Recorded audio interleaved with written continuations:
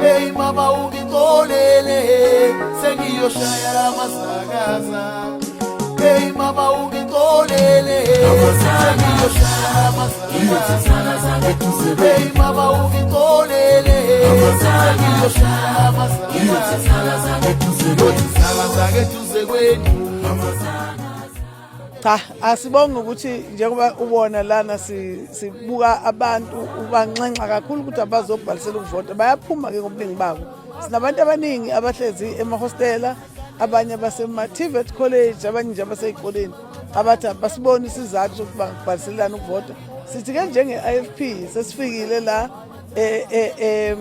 eGovernor Mbeki, sifisa ukuthi wonke umuntu waseGovernor Mbeki abake baphume beke besethembe ukuthi sokwazi ukwenza umehluko. Ngikhuluma ke nge-experience ngoba ubuka into esiyenzayo KwaZulu Natal, umehluko omkhulu kakhulu ukuthi mabengaphuma nje, ikakhulukazi labo bayihlalele ngendlela ezahlukahlukene beze ukuzobhalisela ukuvota namhla nakusasa, bobe benze umehluko omkhulu empilweni zabo nasempilweni zey'ngane zabo. Beze ngisho ngabe bakaqeda ukuthi bacabanga ukuthi bafuna ukuvotela yiphi inhlangano, kodwa mina bengathanda ukuthi bafike babhale bese bavotela i-IFP. Kodwa kwamanje nje abaphume bonke bazobhalisela ukuvota.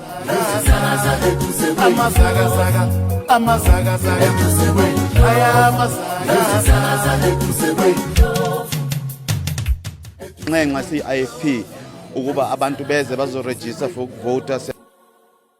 Eduze kwendlovu ngiyozisakaza eduze kwendlovu. Eduze kwendlovu ngiyozisakaza eduze kwendlovu. Eduze kwendlovu ngiyozisakaza eduze kwendlovu.